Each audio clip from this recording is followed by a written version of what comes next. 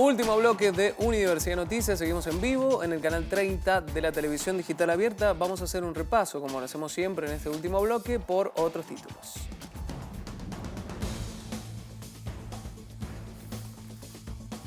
Macri habló por primera vez de Maldonado.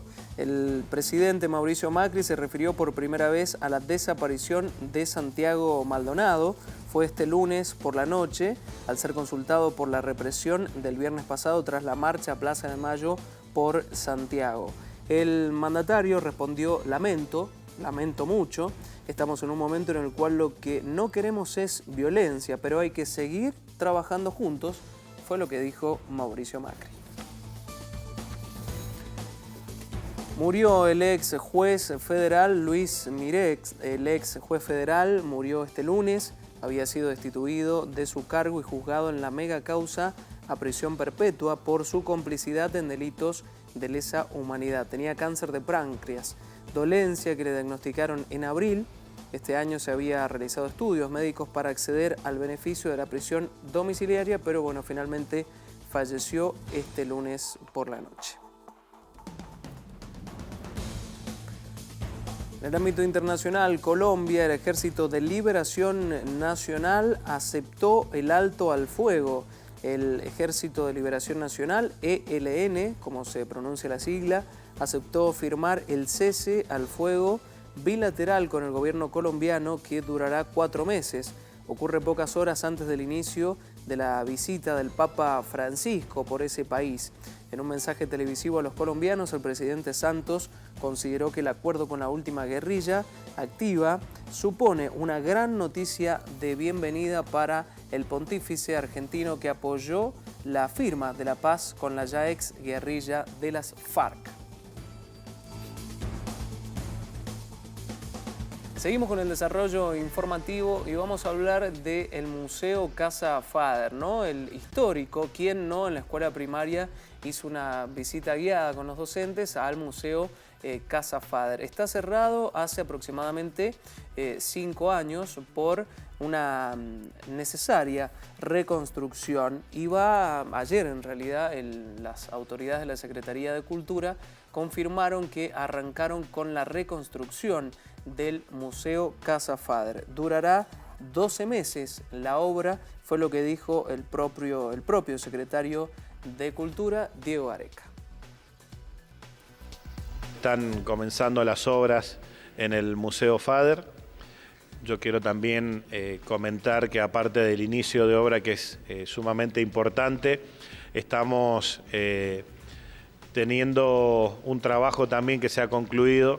Por eso es la presencia de Cristina Sonego y Pablo Chavazza, que han estado trabajando lo que tiene que ver con el inventario de las obras del Museo Fader. La obra tiene un costo de una inversión de 28 millones con un plazo de 12 meses, que es lo que estamos comenzando hoy día. Hay una planificación de 3 etapas. La primera etapa, como comentaba el secretario de Cultura, tiene que ver con una etapa dedicada a la consolidación estructural de toda la casona. ¿Esto qué significa? Que vamos a trabajar de abajo para arriba en cuanto a reforzar todos los cimientos de toda la casa, darle estabilidad con respecto al tema de los suelos, consolidar el suelo y la estructura, y también en algunas partes de la casa hacer una estructura metálica que de alguna manera rigidice algunos muros. ¿En qué consistió este trabajo? Este trabajo consistió básicamente en 2 partes. Una es el relevamiento, catalogación y digitalización de datos de cada una de las obras que conforman la colección del museo. Y paralelamente a eso, la fotografía en anverso y reverso de cada una de las obras con su estado de situación. De esta manera hemos podido detectar patologías, anomalías y el estado de situación de cada obra. Estos datos fueron arrojados a una base de datos, lo que ha podido dar un porcentual o un porcentaje de la cuantía de obras en buen estado, la cuantía de obras en estado regular y la cuantía de obras en estado malo, o que van a tener que ser intervenidas a futuro. Bueno, allí estaba, ayer comenzó entonces la reconstrucción del Museo Casa Fadri y habrá que esperar un año más para volver a visitarlo, como contaban allí las autoridades. Más noticias del plano provincial de la información. Ayer se promulgó la Ley de Ordenamiento Territorial y el que da más detalles al respecto es el secretario de Ambiente, Humberto Mingorance. El Plan Provincial de Ordenamiento es el reglamento de la Ley 8051, que es la Ley Provincial de Ordenamiento Territorial. Así es que ya con esta ley en la mano podemos continuar haciendo algunas acciones o muchas acciones que se vienen por delante y como desafíos para el Plan Provincial, que es, por ejemplo, ya lanzar los planes municipales de ordenamiento territorial, y esto va a ser ni más ni menos que generar otras políticas y otros instrumentos de manejo y de gestión del territorio para que no pase lo que ha venido pasando en los últimos años, donde las ciudades han ido creciendo de manera desordenada, han ido creciendo hacia zonas productivas, donde se han emplazado algunos emprendimientos, no tan solo inmobiliarios, sino productivos, en zonas donde no estaban los servicios adecuados para eso. Dentro del Consejo Provincial, ningún municipio se opuso a esta redacción y ningún organismo de los que participan, que son más de 65 en todo el Consejo Provincial, se opuso a esto. Así es que desde el Consejo Provincial, que es un organismo definido por ley, salió por unanimidad. Vamos a volver sobre el caso de la Tupac Amaru porque tras el fallo de ayer de la octava Cámara del Crimen que dejó en libertad a los 5 imputados en esta causa de la Tupac aquí en la provincia de Mendoza, habló hace instantes nada más la titular Nélida Rojas y nos tiene los detalles nuestra compañera de tareas, Noelia Delgado. Noelia, ¿cómo te va? Bienvenida.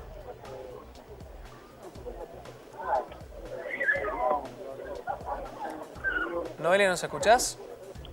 Sí, Lucas, ahí se escucha un poco bajo, teniendo en cuenta de la cantidad de ruido que hay acá en la Peatonal Sarmiento, en donde acaba de terminar una conferencia de prensa que dio recién Nélida Rojas, la principal referente de la organización social Tupac Amaru, en esta nueva condición de libertad que tiene Nélida Rojas desde que ayer la octava Cámara del Crimen justamente dictaminó la libertad de Nélida y de algunos miembros de sus familias, en total son 5, a partir de que se caen o el no reconocimiento de las causas por las cuales estaban imputados. En esta conferencia de prensa, Nélida Rojas dijo que va a seguir trabajando en la organización, trabajando por el cual está fundamentada esta organización, que tiene que ver con el trabajo, el bienestar, la salud y la vivienda de los miembros de la Tupac Amaru, la vivienda social. Responsabilizó al gobierno provincial y al gobierno nacional de haber hecho una cacería de brujos. Ella no consideró que fuera una persecución política porque ellos no pertenecen, dejó claro que no pertenecen a ningún partido político. Sin embargo, reconoció que justamente los fondos por los cuales ellos gestionaban para la posible construcción de viviendas y de barrios venían de un programa nacional.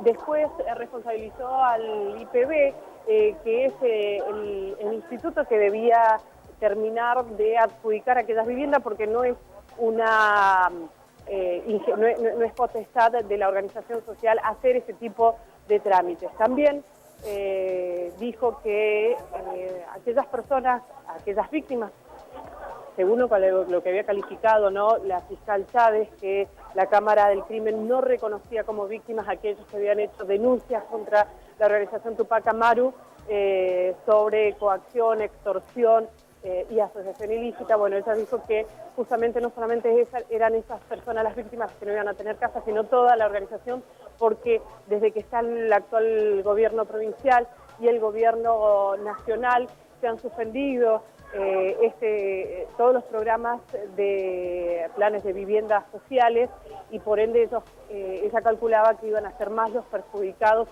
no por alguna situación de la organización Tupac Amaru, sino también por las acciones de gobierno.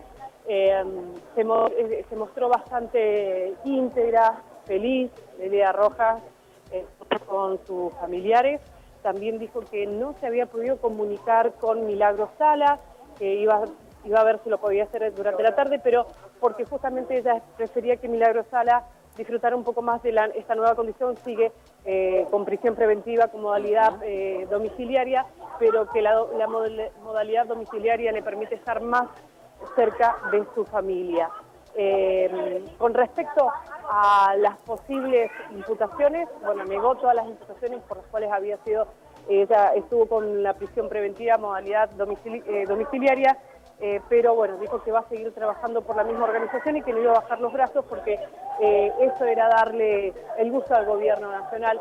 Básicamente fueron algunas de las palabras de Nélida Rojas y paralelamente hubo otra declaraciones que fueron las del gobernador Alfredo Cornejo más temprano en la inauguración de la remodelación de una de las comisarías, en donde bueno, el gobernador por supuesto acusó a los integrantes de la Cámara del Crimen, la octava Cámara del Crimen, en la cual los relacionó con poder político, a jueces que son parte del poder político, jueces garantistas, y también dijo el gobernador de la provincia que esto, bueno, le parecía una vergüenza, un fallo es una vergüenza, y apuntó justamente a estos camaristas de falsear la realidad. Vamos a ver cómo continúa después. Muy bien, bueno, ya escuchábamos entonces en la crónica lo que dejó la conferencia que acaba de dar hace algunos minutos nada más, la titular de la Tupac Amaru en la provincia de Mendoza, Nélida Rojas, obviamente muy contenta por esta decisión de la octava Cámara del Crimen de dejar en libertad a los 5 imputados, entre ellas a Nélida Rojas. Y por el otro lado, la palabra del gobernador de la provincia de Mendoza, muy enojado y cuestionando el accionar de la octava Cámara del Crimen. Hasta aquí llegamos nosotros con el desarrollo informativo. Muchas gracias a ustedes por habernos acompañado. Los datos del tiempo. 16 grados es la temperatura actual en la provincia de Mendoza. La máxima solo 1 grado más para esta jornada de día martes 17 y la mínima fue de 4.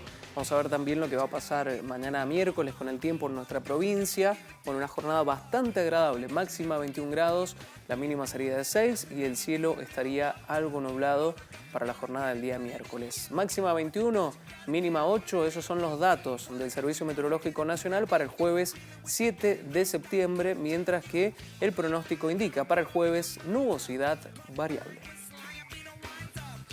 Que tengan una excelente tarde. Recuerden que esta noche está el partido del seleccionado argentino a las 20:30, pero antes la previa de este encuentro en distintos parecidos. Nosotros nos reencontramos como todos los días, mañana a las 13. Muchas gracias.